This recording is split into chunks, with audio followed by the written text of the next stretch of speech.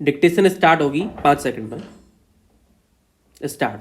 3 नए आपराधिक कानूनों का पूर्ण अनुपालन करने वाले चंडीगढ़ में आयोजित एक कार्यक्रम में प्रधानमंत्री मोदी ने इन कानूनों के माध्यम से त्वरित न्याय हासिल होने की जो उम्मीद जताई वह पूरी होनी ही चाहिए।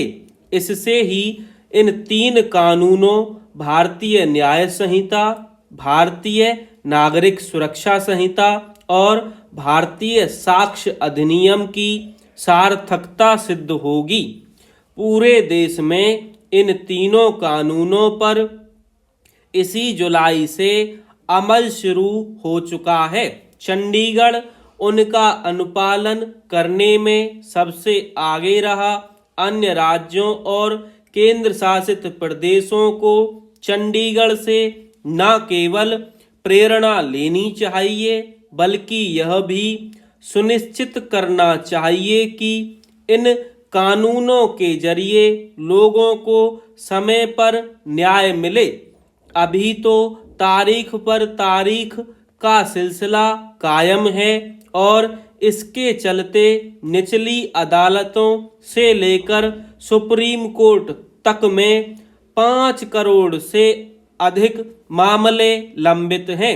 यदि तीनों आपराधिक कानूनों को अमल में लाकर त्वरित न्याय के सपने को साकार किया जा सके तो यह विश्व का सबसे बड़ा सुधार तो होगा ही, स्वतंत्र भारत की एक बहुत बड़ी उपलब्धि होगी।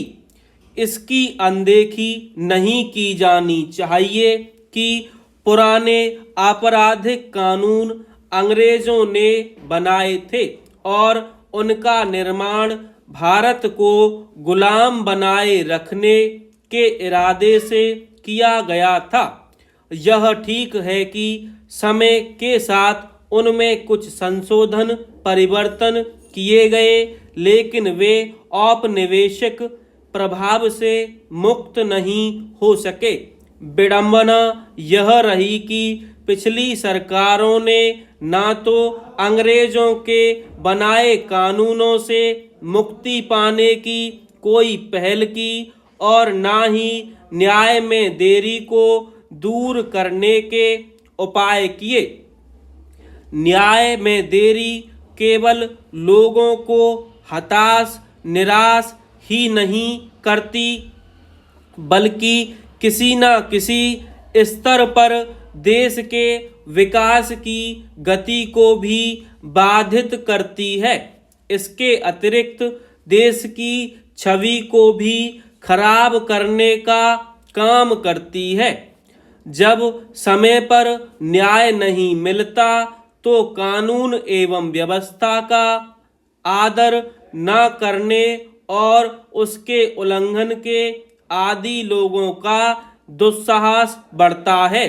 तीनों आपराधिक कानूनों पर अमल से एक ओर जहां 60 दिन के अंदर आरोप तय किए जाएंगे, वहीं दूसरी ओर सुनवाई पूरी होने के 45 दिन के अंदर फैसला सुनाना होगा। यह शुभ संकेत है कि तीनों आपराधिक कानूनों पर अमल के बाद से कई मामलों में सचमुच समय पर न्याय हुआ है। जैसे कि चंडीगढ़ में वाहन चोरी में मामला दर्ज होने के 75 दिन के अंदर अदालत ने सजा सुना दी।